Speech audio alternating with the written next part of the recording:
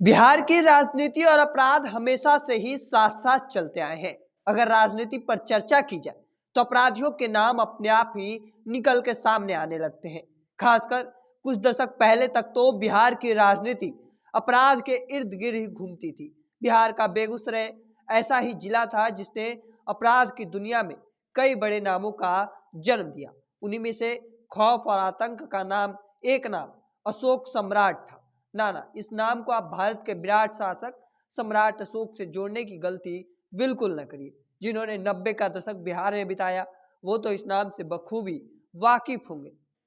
जिन्हें नहीं पता या फिर याद नहीं, उनको आज हम बताएंगे बेगूसराय के कुख्यात डॉन अशोक सम्राट की कहानी, जिसने उस समय में सिर्फ बेगूसराय के लोग ही नहीं बल्कि आसपास के लोग भी थर्राते थे। बेगूसराय के अलावा वैशाली, मोकामा, लखीसराय तक भी इस गैंगस्टर की तूती बोलती थी। ये जमाना था जब राजनीति तक भी बड़े बड़े अपराधियों का दखल होता था। ये अपराधी सरकार गिराने और बनाने दोनों की ताकत रखते थे। 70 के दशक में बेगूसराय में जहां सम्राट कामदेव सिंह का बोलबाला था, तो वहीं 90 का दशक आते आते अशोक सम्राट ने वही जगह बना ली थी। दरअसल बेगूसराय के टेंगड़ा गांव में एक किसान के घर में अशोक शर्मा का जन्म हुआ। पिता का खेती से अच्छी कमाई थी। अशोक को पिता ने अच्छी तरह से पढ़ाई लिखाई करवाई। अशोक भी पढ़ने में काफी होनहार था। दो विषयों में पोस्ट ग्रेजुएट करने के बाद अशोक ने दरोगा बनने की नौकरी करने का निर्णय लिया। वो सिलेक्शन के लिए दरभंगा गया, लेकिन तभी उसे खबर मिली उसके खास दोस्त रामविलास चौधरी ने जहर खाकर आत्महत्या करने की कोशिश की है। कहते हैं अशोक ने दरभंगा को छोड़कर तुरंत अपने दोस्त के घर पहुंच गया। दोस्तों के घर पहुंचकर दुख में अशोक ने खुद को भी गोली मार ली। दोनों दोस्त अस्पताल में ले जाया गया, जहां जिंदगी और मौत की जंग के बाद दोनों दोस्तों की जिंदगी नसीब हुई। कहा जाता है कि बाद में कम्युनिस्ट विचारधारा की वजह से दोनों दोस्तों के बीच ऐसी दुश्मनी हुई कि अशोक शर्मा ने अपराध का रास्ता चुन लिया और बन गया बेगूसराय का अशोक सम्राट। दरअसल बिहार का ये दौर था, चुनाव आते आते तो खूंखार अपराधियों की डिमांड काफी बढ़ जाती है। बूथ कैप्चरिंग, हत्याएं, ये सारे काले कारनामे इन्हीं अपराधियों की मदद से पूरे होते। और इस काम में सबसे बड़ा नाम बन गया था सम्राट अशोक। बरौनी के गोरखपुर तक अशोक का आतंक फैला। बरौनी रिफाइनरी और रेलवे के ठेके पर अशोक सम्राट का ही कब्जा था। उसी दौरान सूरजभान का नाम आया। एक दूसरा माफिया भी था जिसे हमेशा अशोक सम्राट को टक्कर रही।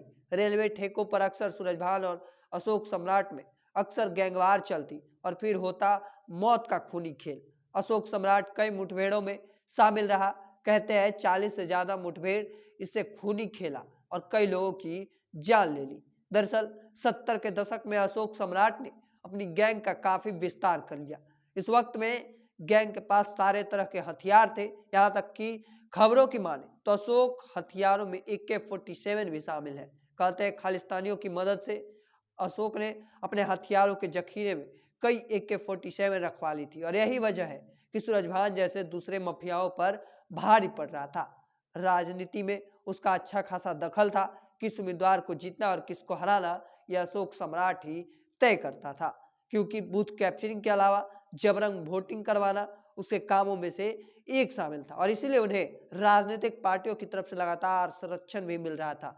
लेकिन अशोक सम्राट भी खुद को राजनीति में घुसने का सपना बुन रहा था और यही बड़ी वजह है कि लगातार एक के बाद एक कई काले कारनामे की वजह से अपना एक वर्चस्व जो है वो काम कर रहा था। अशोक सम्राट बेशक अपराध की दुनिया में बड़े अपराधी के नाम से मशहूर तो, लेकिन बेगूसराय के लोग आज भी उसके घर में लड़के के रूप में जानते हैं। कहा जाता है कि अशोक शर्मा जब अशोक सम्राट बन गया तब भी बेगूसराय से उसका मोह खत्म नहीं हुआ। बेगूसराय के गरीब लोगों की वो खूब मदद करता।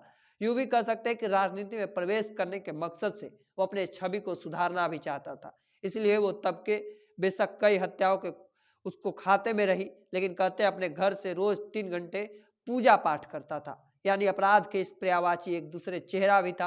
हाँ, ये कहना जरूर मुश्किल है कि ये सिर्फ दूसरा चेहरे दिखावे के लिए था या फिर सच में। लेकिन एक और कहानी है।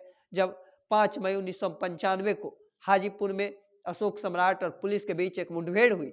दरअसल पुलिस को सूचना मिली वहां एक रेल टेंडर के लिए अशोक सम्राट पहुंचने वाला है। उस वक्त वहां के थाने इंचार्ज शशिभूषण हुआ करते थे। पुलिस ने एक टीम के मौके पर पहुंचकर अशोक सम्राट की गाड़ी पर हमला बोल दिया।